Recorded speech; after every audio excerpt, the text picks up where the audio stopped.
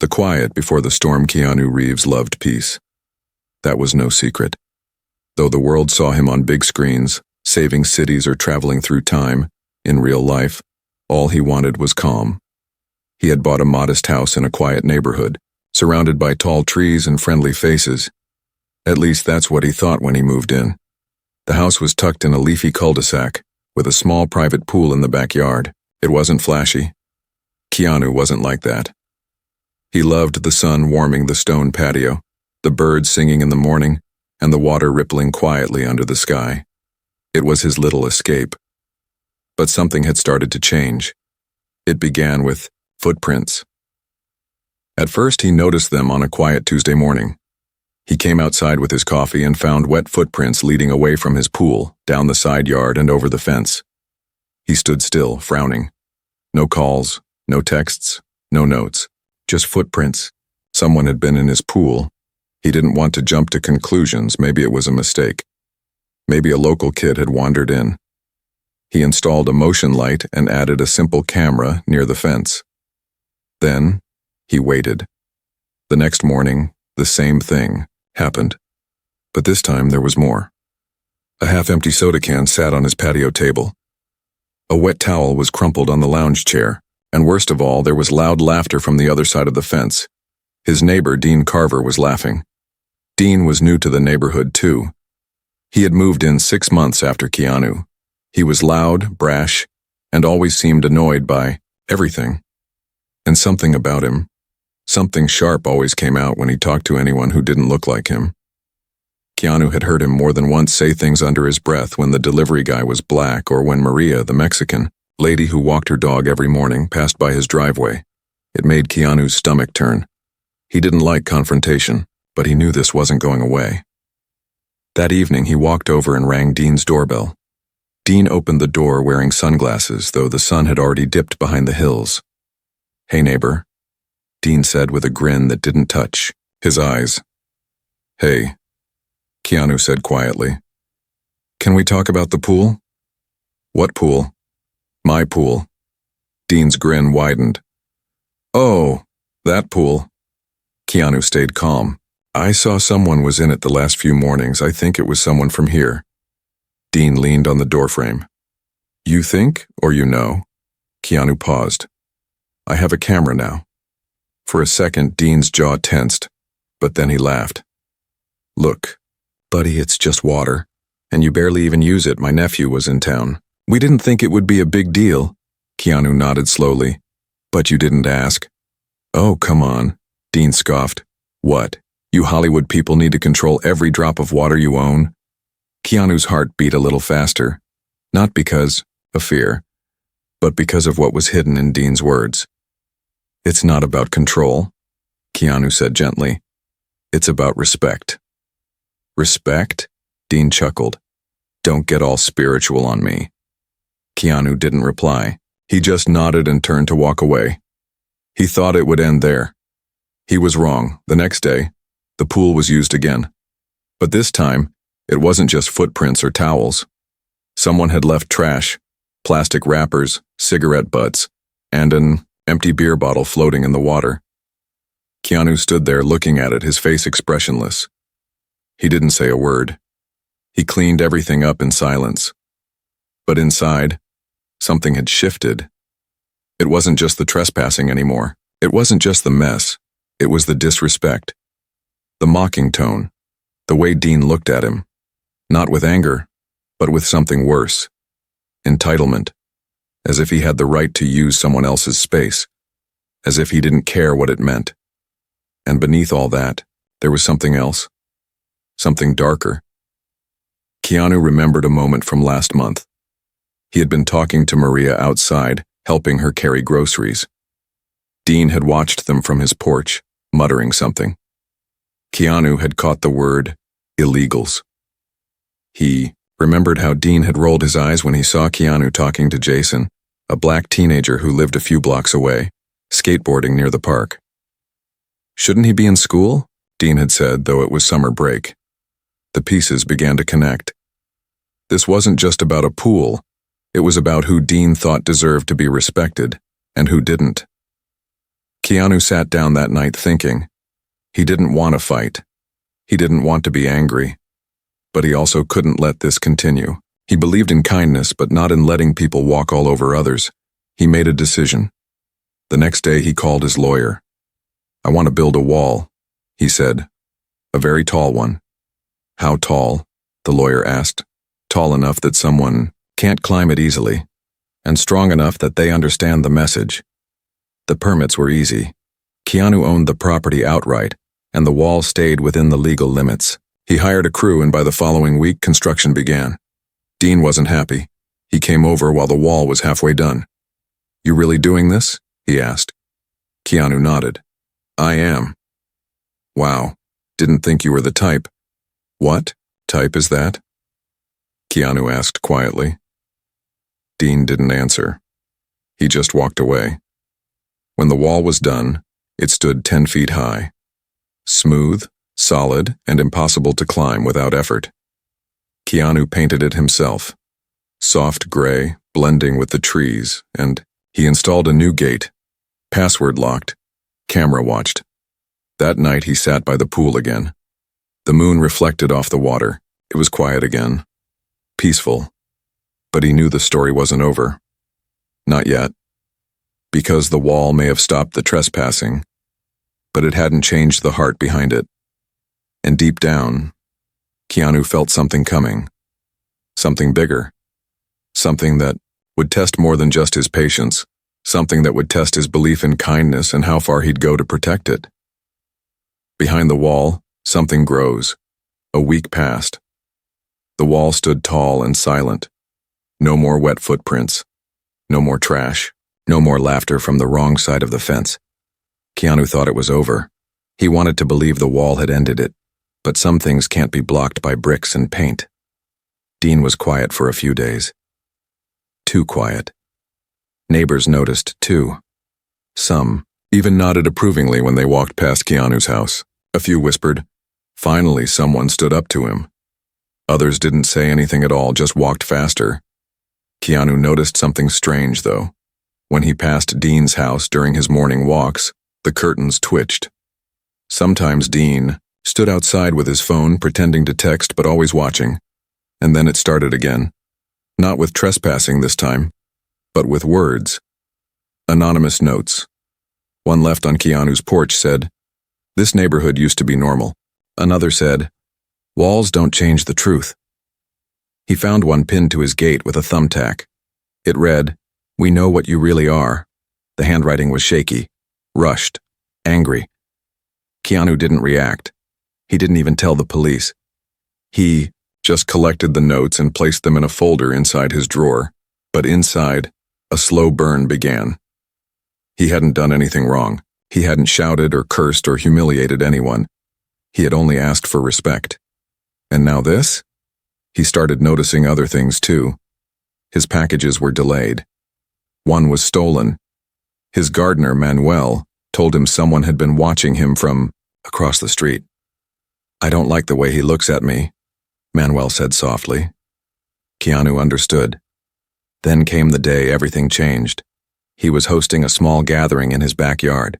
Just a few neighbors, Maria, Jason's parents, and an older couple from 2 houses down. They were sharing stories, food, and laughing by the pool. The sun was setting, golden light dancing on the water, and for a moment, it felt like everything was good again. Until they heard it. "You all don't belong here." The voice came from behind the wall. Loud, bitter, slurred. Silence fell. Everyone turned. Keanu stood up slowly and walked to the gate. He unlocked it and stepped outside. Dean was standing in his yard holding a beer, his face red with anger. "You heard me?" Dean spat. "You can build your fancy wall, but this is my neighborhood too, and I'm not going to sit back while you turn it into a circus." Keanu didn't raise his voice. "They're my guests." "Yeah, and what are they? Housekeepers? Dog walkers? I see who you let into your yard." Keanu felt a tightness in his chest. Not fear. Something else. Sadness. "You can stop now, Dean," he said softly. "Or what?" Dean sneered. "You gonna call your Hollywood friends? Get me canceled?" Keanu looked at him for a long time. Then he said, "I just want peace." Dean laughed. "Then you moved into the wrong place, Reeves." Keanu turned and walked back inside. He didn't say anything to his guests. Didn't explain. Didn't ask them to leave. He just smiled and sat down again. But the mood had changed. Jason's father whispered, "That man's dangerous." Maria looked shaken. Keanu nodded. "I know." That night, he couldn't sleep. He thought about everything that had happened, about the quiet days he had loved, about the man next door and the poison he was spreading, not just with his words but with his silence, his looks, his smirks. This wasn't just about a pool anymore. It was about what kind of world he wanted to live in, and what kind of man he wanted to be in it. The next morning he made a call, not to the police, not to a lawyer, to a journalist. Sarah Chang had interviewed him years ago. She was honest, sharp, and fearless. She picked up on the second ring. "Keanu?" she asked. "This is unexpected." "I have a story," he said. "You?" "Not about me. About something happening right now in my neighborhood." She paused. "Tell me." He told her everything, from the first footprints to the notes, from the slurs to the shouting, from the wall to the quiet hatred behind it. When he finished, Sarah said, "Are you sure you want this out there?" "Yes," he said. "People will talk. They'll ask why you didn't report it sooner." "I'll tell them," he said, "because I believe people could change on their own." She was quiet for a moment. "I'll be there in 2 hours." And she was. They sat on the patio by the pool. She recorded him speaking, gently, honestly, without drama. He didn't mention Dean by name. He didn't need to. He just talked about how racism doesn't always shout. Sometimes it whispers. Sometimes it hides behind jokes, behind fences, behind cold eyes and fake smiles. He talked about how standing up doesn't mean shouting back. Sometimes it means showing up, speaking up, refusing to pretend it's okay. The story went live the next day. The internet lit up. Keanu Reeves speaks out about neighbors' racism. The comments were flooded with support, but also with anger. Some called him weak. Others called him brave. But what mattered most was this. People were talking, and something else happened. His neighbors started coming over, not just to say sorry, but to stand beside him. Jason and his friends came and cleaned the sidewalk in front of Keanu's home. Maria brought over flowers and said, "You made me feel seen." And then, 2 days later, there was a knock on the door. It was Dean's wife. Her eyes were red. She looked tired, broken. "Can we talk?" she asked. Keanu let her in. She sat on the couch, holding a folded piece of paper. "I'm leaving him," she whispered. Keanu blinked. "Why?" "Because you were right," she said, "and I've been pretending for too long. He doesn't just hate strangers. He hates anyone he doesn't control." She handed him the paper. "I found this in his desk. You should see it." Keanu opened it. It was a letter, a plan, a message to a group of people, online, talking about keeping the neighborhood pure. Keanu stared at the words, feeling sick. "He's not just angry," the woman whispered. "He's dangerous." Keanu looked at her. "What will you do?" "I'm taking my daughter," she said. "We're going to my sister's." He nodded. "Thank you for not shouting," she said softly. "Thank you for showing us what dignity looks like." When she left, Keanu sat in silence. The fight wasn't over, but the light was starting to break through. He stood up, walked outside, and looked over the wall. It was quiet, but not peaceful. Not yet. Still, something had changed, not just around him but inside him too. He had stood his ground.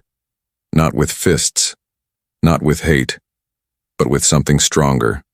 Truth, and kindness, and the courage to speak even when his voice shook. And he knew. This story was only just beginning. When the walls trembled, days passed, but the weight of the letter stayed in Keanu's mind like a stone that wouldn't move. He read it again and again. The words were cold, mechanical. Phrases like, "Keep the streets clean and watch who they're letting in," scratched across the page like nails on glass. It wasn't just one angry man anymore.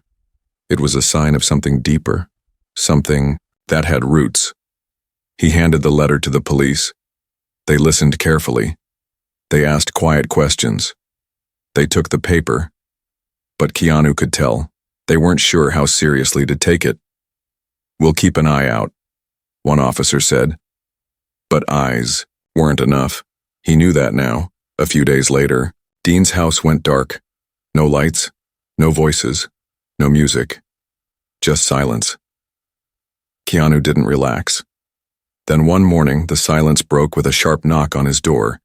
He opened it to find a young man standing nervously on the porch, thin, with glasses and a backpack hanging off one shoulder. "You don't know me," the man said, "but my name's Malik. I saw your interview." Keanu nodded slowly. "I live 2 streets over," Malik said. "I've had problems with Dean, too." Keanu stepped aside. "Come in." They sat in the kitchen and Malik opened his backpack. He pulled out a folder filled with printed screenshots, photos, and handwritten notes. "I've been keeping track of his posts," he said. "On the internet, on forums. He's part of this group." He pointed to a symbol, a jagged, strange-looking flag. Keanu had seen it before, on one of the notes left on his gate. "They call themselves the Pure Guard," Malik said. "They act like they're just about community values, but it's all coded. Racist messages, threats." Keanu stared at the images. His stomach turned. "I didn't come earlier," Malik whispered, "because I was scared." Keanu looked at him. "I understand," Malik nodded. "But after you spoke out, I realized we can't wait for someone else to fix it. We have to speak." Keanu felt something shift again, a deeper resolve. He called Sarah, the journalist, and told her everything Malik had brought. She listened quietly, then said, "This is bigger than a story now. This could help people. Let me investigate." And she did. Her next piece wasn't just about Keanu. It was about the group, the online hate, the quiet danger spreading in quiet neighborhoods. It went viral. People from all over the country wrote in. Some shared similar stories. Others thanked Keanu for using his voice. But not everyone was happy. Some were furious. They called it fake, called him names, sent threats. Keanu tightened security, not for himself but for the people who visited. Maria, Jason, Malik. And still he stayed calm. He still walked every morning, still smiled at passing neighbors. But the world knew now, and Dean knew too, because one day, a package came. No return. Addressed inside it was a broken pool toy slashed open with a knife and a note. "You're not safe behind walls." Keanu didn't panic.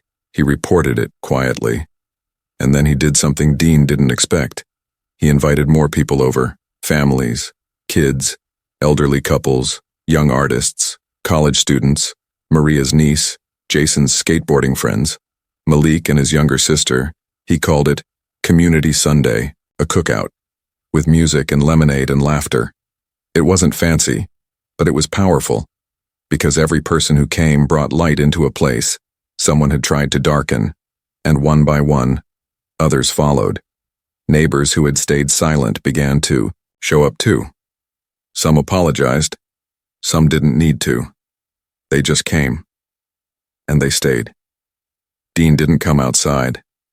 But the next day, someone spray-painted hateful words on Keanu's new wall, words too ugly to repeat. Keanu saw it in the early morning, stood there, looked at it for a long time, then quietly went back inside. By noon, he had painted over it himself. The wall was smooth, again. But something about the act felt stronger than any speech. He didn't have to fight back with hate. He could fight with presence. The following weekend, he hosted a second event. This time, it wasn't just about gathering. It was about speaking. Malik read a poem. Maria shared a story about her father coming to the country with $2 in his pocket.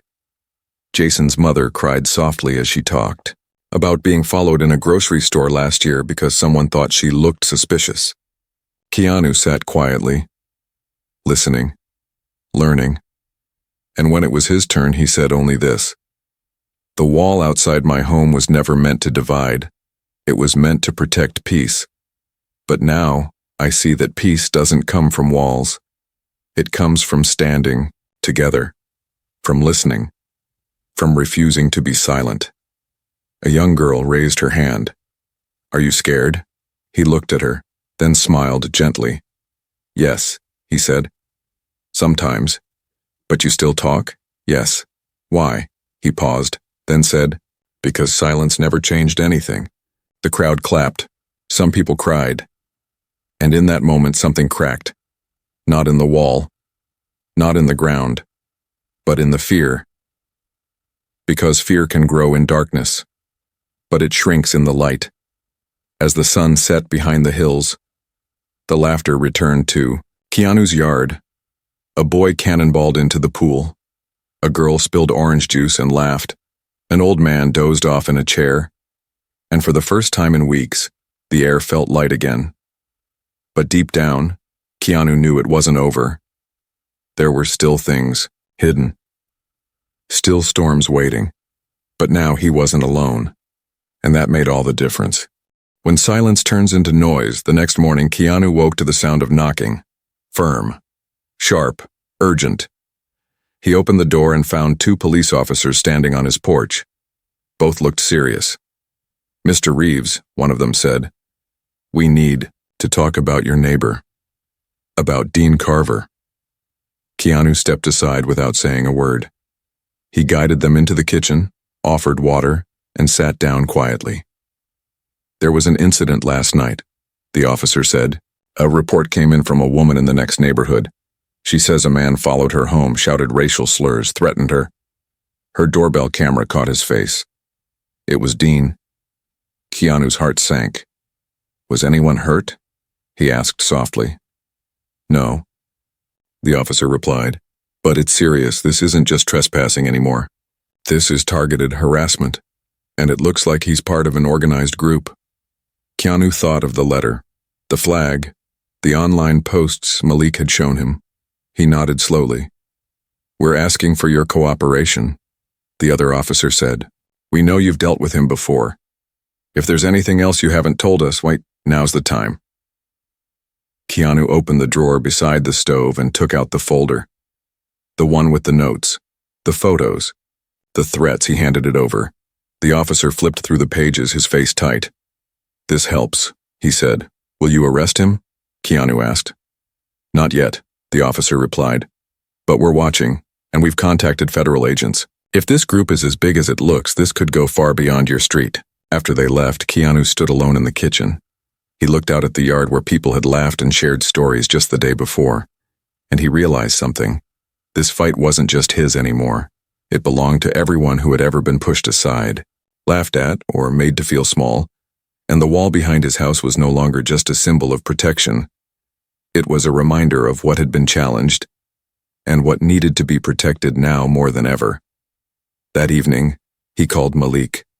"I need your help," Keanu said. "Anything," Malik replied. "I want to organize something bigger, not just for our street, for the whole town." Malik was silent for a moment. Then he said, "A unity walk?" "Exactly." They met with Maria, Jason's family, a local teacher, and the pastor from a small church nearby. Within days, flyers went up. Walk for peace. Walk for justice. Walk for each other.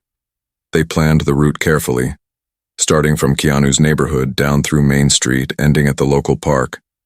No speeches, no protests, just presence.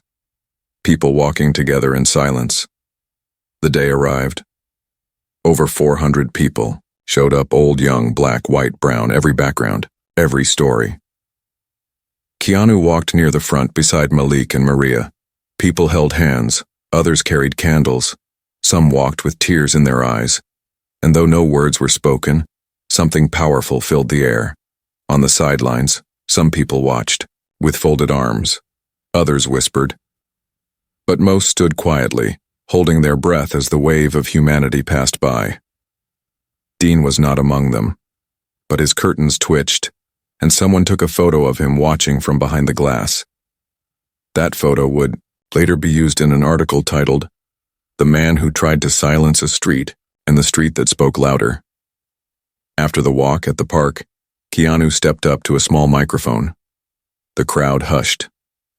"I used to think peace meant being left alone," he said. "But now I know. Real peace means standing with others. Even when it's uncomfortable, even when it's scary."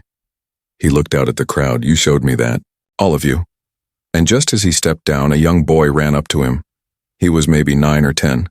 He handed Keanu a small card. Handmade. Crayon drawings on the front. Inside it said, "Thank you for not giving up." Keanu knelt down. "What's your name?" he asked. "Omar," the boy whispered.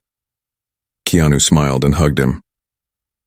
That night, when Keanu returned home, he found his gate open. His chest tightened. He walked slowly inside. Everything looked untouched, except for one thing: a single black feather, resting on his chair by the pool. He picked it up carefully. No note this time. No message. Just the feather. He knew what it meant. A warning. A sign. But he didn't panic. He sat down anyway, and waited. He didn't know what was coming next. But he was ready, not with anger, not with fear, but with the strength of everyone who had walked beside him. Because when a single voice speaks, it can be drowned out. But when a street stands together, not even hatred can silence that. The breaking point, the morning after the Unity Walk, everything felt still. Too still. Keanu sat on his back patio, staring at the small black feather that had been left on his chair. It looked harmless, but he knew better. It was a signal. Not just a warning, but a message from someone watching. Someone who wanted him to know that even behind walls, he wasn't invisible. He breathed in slowly and waited. Around noon, Maria came by with a basket of fresh fruit. "I saw the photos," she said softly. "You walking with Omar? People are still talking about it." "It's not about me," Keanu said. "Maybe not," Maria replied, "but you made people brave." He didn't respond. He didn't need to. Deep inside, he knew something was shifting. Not just in his neighborhood, but in himself. He had always chosen silence, peace, distance, but now, silence had become noise. And peace was no longer quiet. It was active, loud, necessary. But danger was growing too, and it arrived that night. It started with lights, blinding, flickering lights outside his bedroom window. He looked out and saw headlights. 3 trucks parked just outside his fence, engines running. The sound of revving. Then came the shouting. Keanu stepped outside slowly, wearing only a hoodie and slippers. Dean stood in the middle of the group. He wasn't laughing now. His face was red, eyes wild. "You think you won?" Dean yelled. Keanu didn't speak. "You brought cameras here, attention. You think you're some kind of hero?" Dean's voice cracked. "Go home," Keanu said calmly. But Dean stepped forward. "No," he growled. "This is my home too, and you've poisoned it." His friends laughed behind him. Someone threw an empty can over the fence. It landed near the pool. Keanu didn't move, but he raised his phone slowly, pressed record. Dean saw it and froze. "What? You gonna post this too?" Dean spat. "Let the world cancel me?" Keanu said nothing. And then Dean did something no one expected. He lunged forward, not with a punch, but with a push. He tried to tear down a piece of the wall. The others joined him, slamming fists and feet against the wood and stone. Cracks formed. Plaster, chipped. But they didn't know one thing. The wall had cameras too. Silent eyes watching everything. Keanu stood back, recorded, called the police, and waited. The sirens came fast. Flashing blue and red filled the street. The men scattered, but not before. The cameras had caught everything. Dean was handcuffed on the lawn. He screamed, kicked, called Keanu names too ugly to repeat, but the officers didn't flinch. They took him away, his friends too, and the street fell quiet once again. Keanu stood there staring at the damage. It wasn't bad. A few cracks, a few broken boards. Nothing that couldn't be fixed. But the deeper damage was already healing, because this time it wasn't just him watching. Maria had seen it. So had Jason's father. And Malik, who had quietly recorded from across the street. By morning, the video had gone. Viral Dean Carver arrested after attacking Keanu Reeves's home in hate-fueled rage. The world responded fast, some with anger, some with shock, but many with solidarity. Letters poured in, notes, emails, gifts. People who had never known Keanu as more than an actor now saw something else. A man who had chosen quiet strength over loud revenge, and then came the most unexpected thing of all, an apology. Not from Dean, but from his daughter. Her name was Elise. She was 19. She came alone, knocking on Keanu's gate with tears in her eyes. "I'm sorry," she whispered. Keanu opened the gate gently. She held a journal. "My mom left him months ago," she said. "I stayed because I was scared, but I see who he is." She handed Keanu the journal. "He wrote things in here," she said. "Plans, names, meetings." Keanu looked at her. "You don't have to do this." "I want to," she replied. "You stood up, and now it's my turn." He took the journal. Inside were pages filled with hate symbols, online aliases, and messages exchanged with other extremists. Dates, screenshots, location details. It was evidence, and it would make a difference. The police thanked her. The local news covered it, and slowly the mask Dean had worn in public began to crumble. People who once nodded at him at the grocery store now crossed the street. The group he had supported began to fracture under investigation, but through it all, Keanu stayed steady. He fixed the wall, cleaned the pool, hosted Maria's grandson's birthday party in his backyard, and when Malik asked him, "How do you stay calm?" Keanu smiled and said, "Because I don't want to become what I'm standing against." Malik nodded slowly. "So what now?" he asked. Keanu looked at the trees above. The wind whispered softly through the branches. "Now," he said, "we rebuild. Not just walls, but trust." That weekend, he invited everyone again.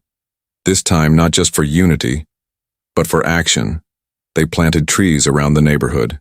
Each tree was named after someone who had been hurt. Not just here, but in every city where hate had tried to grow.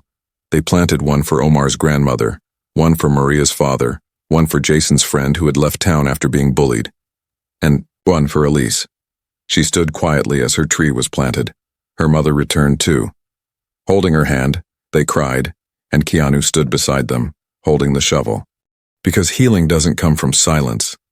It comes from planting roots where pain once lived, from letting something grow in the place where hatred tried to burn everything down. And in the weeks that followed, the street began to change. People talked more, helped more, watched out for each other. Not just out of fear, but out of care. The wall was still there, but it no longer felt like a barrier. It felt like a reminder that when one man builds with peace, no force can break it down without the whole world seeing. The garden where hatred fell spring came early. Soft winds carried the scent of new blossoms and the trees planted. After the walk began to sprout tiny green leaves. Children played outside without looking over their shoulders. Maria laughed louder. These days, Jason practiced skateboard tricks on the sidewalk without fear of being yelled at. But in Keanu's heart, the most beautiful change was something quieter. It was the sound of trust returning. It was the silence no longer filled with tension but with peace, a real kind, one earned. The news about Dean Carver spread far beyond their little neighborhood. National outlets picked it up. The group he belonged to was now under federal investigation. Arrests were being made across the state. Leaders were being exposed. Keanu never celebrated that, not with clapping or gloating. He only nodded, knowing that justice didn't always come with loud victory. Sometimes it came in quiet shifts. in children smiling where they once looked nervous, in neighbors waving with sincerity, and in the voice of a teenager named Elise. Her courage had started a ripple. She now volunteered at a local center that supported youth escaping hate groups. She spoke at high schools, sometimes shaking, sometimes crying, but always honest. Keanu helped her behind the scenes. He never took the spotlight. He just listened and encouraged and stood close by. One afternoon, Malik invited him to speak at the community center. "People need to hear how you stayed calm," Malik said. "How you chose peace when it was easier to fight back with anger." Keanu didn't want to speak at first. He hesitated, but when he walked into the room and saw the faces, young, old, unsure, hopeful, he knew what he had to say. He stood at the front, hands in his pockets, and said this: "I didn't grow up thinking I'd be part of something like this. I never planned to build walls or walk in marches or speak into microphones. I only wanted peace, and I thought peace meant being quiet, staying small, not causing problems." He looked around the room. But one day someone crossed a line, and I realized that silence can sometimes be the loudest weapon of all. He paused. I didn't shout, I didn't fight. I just stood, listened, spoke when it was needed, not to hurt, but to heal. Then he smiled. And something happened I didn't expect. People showed up. They stood too. And suddenly, peace wasn't just mine. It was ours. The room clapped, not wildly, but warmly, genuinely. After the talk, a little girl approached him. She held a flower in her hand. "My mom says you made our street better," she said shyly. Keanu knelt. "Your mom helped too." The girl handed him the flower.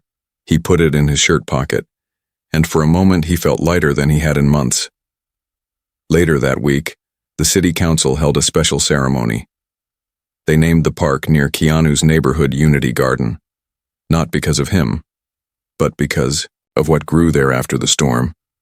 Because people had chosen kindness over revenge, truth over fear, community over isolation.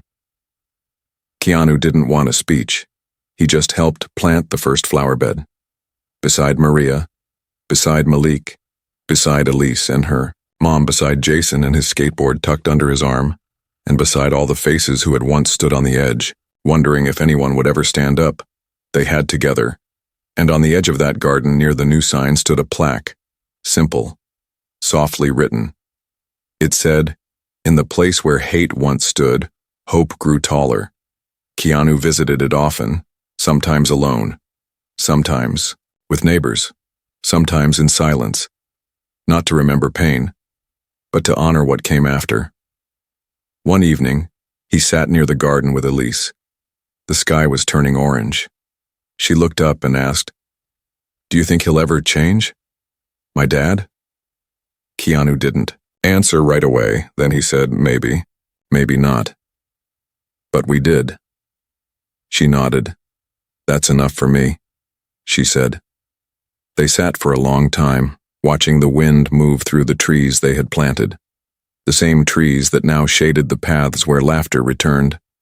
And as the sun dipped below the horizon, Keanu stood, brushed the dust from his jeans and walked back toward his home, past the wall that no longer divided, past the streets that now connected, past the wounds that had turned into wisdom. And inside, he placed the little flower from the girl in a small glass of water. It bloomed for days, and even after it faded, the memory didn't, because when kindness takes root, it never truly dies.